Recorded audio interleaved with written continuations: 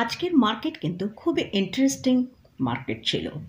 গতকাল আমরা দেখেছি ট্রাম্পের ট্যারিফ ইন্ডিয়ার জন্য 25% অ্যানাউন্স করার পর আজকে ইন্ডিয়ান মার্কেট যখন ওপেন হয়েছে, লোয়ার লেভেলে ওপেন হয়ে সেখান থেকে আমরা দেখেছি 320 পয়েন্টের মতন নিফটিতে, সেন্সেক্সে প্রায় 1200 পয়েন্টের মতন এবং ব্যাংক নিফটিতে 900 পয়েন্টের রিকভারি এসেছিল।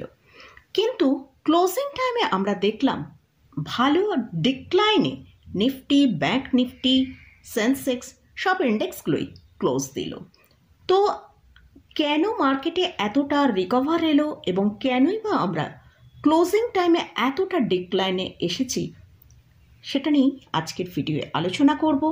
এর সাথে সাথে দুটো স্টক নিয়ে আলোচনা করব, যে স্টকগুলো আপনারা আলোচনা করার জন্য রিকোয়েস্ট করেছেন। চলুন তাহলে ভিডিওটা শুরু করা যাক। ভিডিও শুরু করার আগে বলি, চ্যানেলে যদি ফার্স্ট টাইম ভিজিট করে থাকেন তাহলে চ্যানেলটা সাবস্ক্রাইব করে নেবেন আর পাশে থাকা বেল আইকনটা প্রেস করে রাখবেন। আমি ভিডিও আপলোড করার সাথে সাথে আপনাদের কাছে ভিডিওটা পৌঁছে যাবে। আর ভিডিওটা ভালো লাগলে অবশ্যই লাইক এবং শেয়ার করতে ভুলবেন না। গতকাল আমরা দেখেছি ট্রাম্প স্যার ইন্ডিয়ার জন্য 25% ট্যারিফ অ্যানাউন্স করেছেন এবং সেটা 1 আগস্ট থেকেই চালু হবে।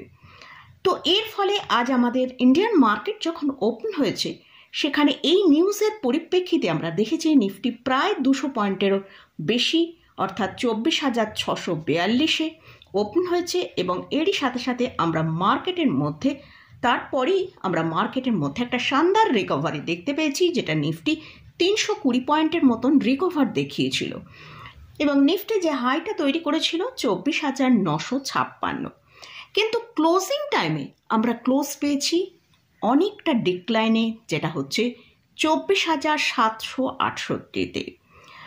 তো গতকালই আপনাদের সাথে ভিডিওয়ে শেয়ার করেছিলাম যে নিফটি যদি ওপরের দিকে 24,900-র ওপর ট্রেড করে সাস্টেন করে, তাহলে নিফটি ওপরের দিকে 24,950 থেকে 25,000, কিন্তু 25,000-এর লেভেল তার সাথে সাথেই বলেছিলাম খুবই একটা ইম্পর্ট্যান্ট লেভেল এবং একটা সাইকোলজিক্যাল লেভেল। তাই কিন্তু 25,000-এর লেভেলে আজকে আমরা নিফটিকে পৌঁছাতে দেখিনি, কিন্তু 24,950-এর ওপরেই হাইটা করতে দেখলাম।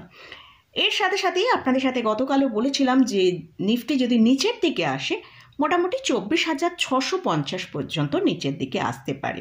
তো আজকে আমরা নিফটিকে দেখেছি 24,635 পর্যন্ত লো তৈরি করেছিল।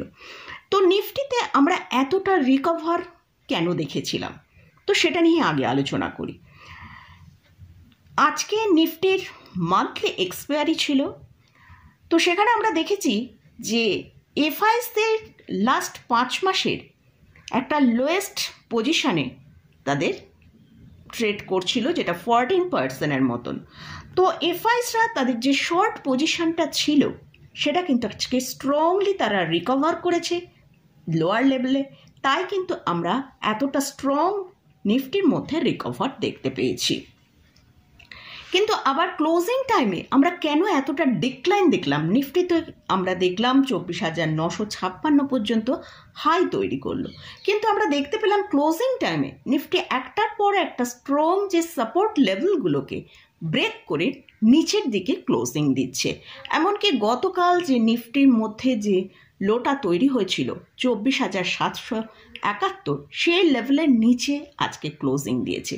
তো কেন এতটা ডিক্লাইন আমরা মার্কেটের মধ্যে দেখলাম? আজকে যেহেতু নিফটির মান্থলি এক্সপায়ারি, তাই মার্কেটের মধ্যে কিন্তু ভোলাটিলিটিটা অনেক বেশি রয়েছে। তাই নিফটি যখনই আমরা দেখেছি হায়ার লেভেলের দিকে গেছে, সেখানে কিন্তু একটা ভালো প্রফিট বুকিং এসছে। যাদের লোয়ার লেভেল থেকে নিফটিকে বাই করা ছিল, তাদের যখন একটা ভালো হিউজ প্রফিট হচ্ছে, তারা হায়ার লেভেলে যেতেই সেখান থেকে একটা ভালো প্রফিট বুকিং করেছে। কারণ আগামীকালই 1 আগস্ট হচ্ছে নতুন সেশন শুরু হচ্ছে। এর সাথে সাথেই ট্রাম্প ট্যারিফের যে 25% ইন্ডিয়ার জন্য ট্যারিফ চালু করবেন বলেছে, সেটা 1 আগস্ট থেকেই চালু হবে। তো এইসবের জন্য, কারণ মার্কেটে আবার এই নিউজের পরিপ্রেক্ষিতে কীরকম সিচুয়েশান হতে পারে, তার ফলে মার্কেটে যারা ট্রেডাররা রয়েছে, যেখানে তাদের হায়ার লেভেলে প্রফিট হচ্ছে, সেখানে তারা প্রফিট বুক করেছে। তো সেই জন্যই কিন্তু আমরা ক্লোজিং টাইমে কিন্তু একটা ভালো ডিক্লাইনে আজকে নিফটিকে ক্লোজিং দিতে দেখলাম। তো আগামীকাল নিফটিতে কীরকম ট্রেড হতে পারে সেটা নিয়ে আলোচনা করব। তার আগে আমরা গ্লোবাল মার্কেটের দিকে ফোকাস করব। গ্লোবাল মার্কেটে আমরা এশিয়া মার্কেটে দেখতে পাচ্ছি জাপান 450 পয়েন্ট পজিটিভে ক্লোজ দিয়েছে। ইউরোপ মার্কেটের দিকে যদি ফোকাস করি সেখানে ক্যাপস ছাড়া ফিটস এবং ড্যাক্স এই দুটোই কিন্তু একটা ভালো পজিটিভে ট্রেড করছে। আর এর সাথে সাথেই যদি আমরা ইউএস মার্কেটের দিকে ফোকাস করি সেখানে ডাউন জোনের ফিউচার প্রায় 180 পয়েন্ট পজিটিভে ট্রেড করছে। তো আগামীকাল নিফটি কীরকম ট্রেড করতে পারে? নিফটির জন্য এখন যেটা স্ট্রং সাপোর্ট সেটা হচ্ছে 24,600 থেকে 24,650। তো নিফটি যেহেতু আজকে আমরা দেখেছি যে গতকাল যে লোটা তৈরি করেছিল 24,771, তার নিচে আজকে নিফটি ক্লোজিং দিয়েছে, তাই নিফটির ক্লোজিং কিন্তু খুবই উইক। যদি আগামীকাল আমরা দেখি নিফটি তার এই সাপোর্ট লেভেলের অর্থাৎ 24,600 নিচে ট্রেড করছে, তাহলে নিফটি নিচের দিকে 24,500 থেকে 24,550 এই জায়গায় পর্যন্ত আসতে পারে। আর যদি আমরা দেখি নিফটি ওপরের দিকে 24,850 ওপর ট্রেড করে, তাহলে ওপরের দিকে মোটামুটি 24,900 থেকে 950 এই পর্যন্তই নিফটিকে মুভ করতে দেখতে পারি। তো এটা গেল নিফটি নিয়ে আলোচনা করলাম। এবারে আসছি ব্যাংক নিফটি। ব্যাংক নিফটিও কিন্তু আজকে যে ক্লোজিংটা দিয়েছে, গতকালের যে ব্যাংক নিফটির লো ছিল 56,064, তার নিচেই আজকে কিন্তু ব্যাংক নিফটি ক্লোজিং দিয়েছে। তো ক্লোজিংটা কিন্তু খুবই ইম্পর্ট্যান্ট। তো ব্যাংক নিফটি আজকে যে ক্লোজিংটা দিয়েছে সেটা হচ্ছে 55,961। তো ব্যাংক নিফটির জন্য এখন যেটা স্ট্রং সাপোর্ট রয়েছে সেটা হচ্ছে 55,500। যদি 55,500 নিচে ব্যাংক নিফটি ট্রেড করতে শুরু করে, তাহলে ব্যাংক নিফটি নিচের দিকে 55,300 থেকে 55,350 পর্যন্ত নিচের দিকে আসতে পারে। তো এটা গেল নিফটি এবং ব্যাংক নিফটি নিয়ে আলোচনা করলাম। এবারে আজকের ভিডিওয়ে দুটো স্টক নিয়ে আলোচনা করব, যে স্টকগুলো আপনারা আলোচনা করার জন্য রিকোয়েস্ট করেছেন। ফার্স্ট যে স্টকটা নিয়ে আলোচনা করছি সেটা হচ্ছে সাউথ ইন্ডিয়ান ব্যাংক। স্টকের কারেন্ট প্রাইস চলছে 29 টাকা 71 পয়সা। আজকে স্টকটার মধ্যে প্রায় 1.66% ডিক্লাইন আমরা দেখেছি। স্টকটা তার লোয়ার লেভেল থেকে একটা ভালো র্যালি আমরা দেখতে পাচ্ছি দিয়েছে।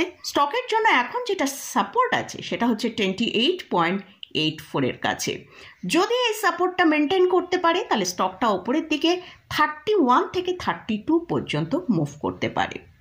আর যদি সাপোর্ট লেভেলের নিচে ট্রেড করে তাহলে স্টকটা নিচের দিকে 26.50 কাছে আসতে পারে।